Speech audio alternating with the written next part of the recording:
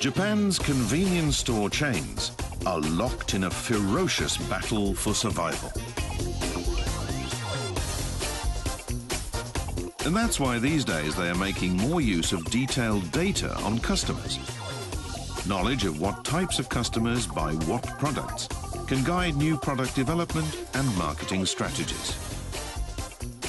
This convenience store chain develops as many as 100 new products every week. Customer data plays a crucial role in that endeavor. Most convenience stores use a POS or point of sale system for information management. The salesperson enters the sex and age group of each customer at checkout as one of its features. The data is then compiled to work out product sales trends. An even more potent source of data is the customer loyalty card issued by convenience store chains. A loyalty card carries personal information about its user. From the shopper's perspective, the card is useful because the more you buy, the more points you get. And these points can be used like money at the shops. The cards enable each retailer to gather detailed information on the buying habits of countless customers. The stores analyze what customers bought and at what time, as well as various local factors, including weather. The data supports future product development.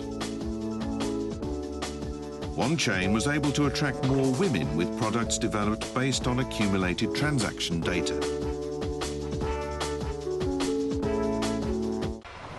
Behind me and across the road, you'll see a convenience store. And then if we move around here, behind me here on the opposite corner of the same crossing, you'll see another convenience store, the same chain. This is actually quite common in Japan. It's known as the dominant strategy. And when you do this, it makes it more difficult for rivals to move in onto your turf. It also makes the delivery system more efficient. Now, if we move over here again, over on this corner, you'll see another convenience store from a rival chain. And again, this is a fairly common occurrence. Each of the chains have their own areas that they specialize in or their strengths. And according to your preferences, you might want to have your main course in one store and your dessert in the other one, or vice versa. Let's take a look now at how convenience stores came to Japan in the first place. In May 1974, Japan's first convenience store finally opened. At 7 a.m. on opening day, Suzuki and his team were anxiously waiting to see what would happen.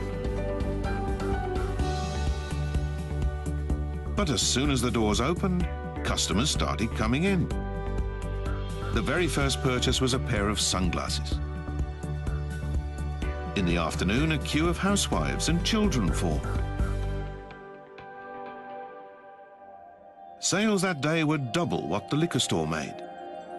But longer hours meant higher electricity and labor costs, and royalties had to be paid to the US, so profits were about the same. Those profits failed to improve over time.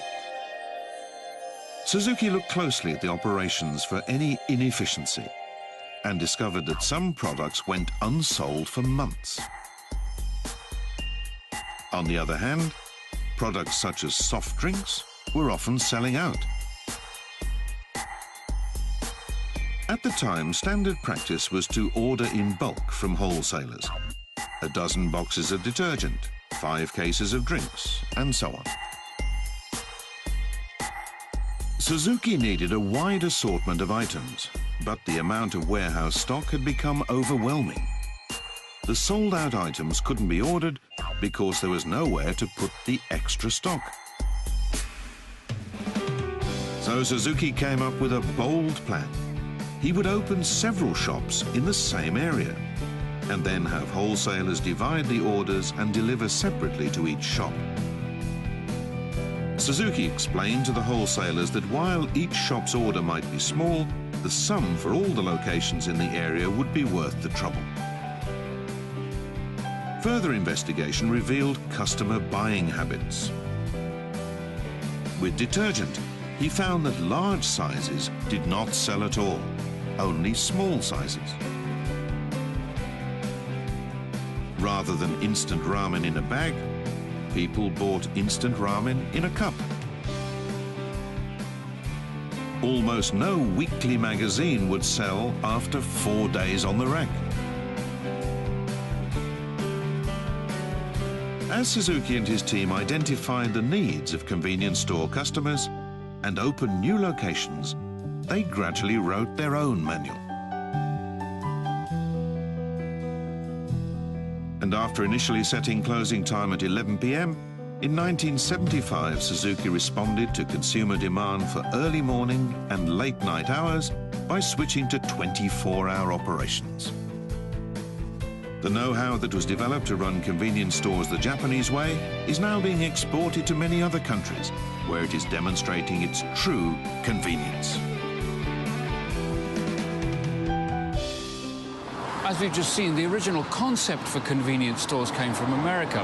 But in 1991, the American parent company that licensed the trademark to the Japanese company hit financial trouble and ended up getting bought out by its Japanese licensee. And they then brought in Japanese know-how to the US operation, and the American parent made a miraculous recovery.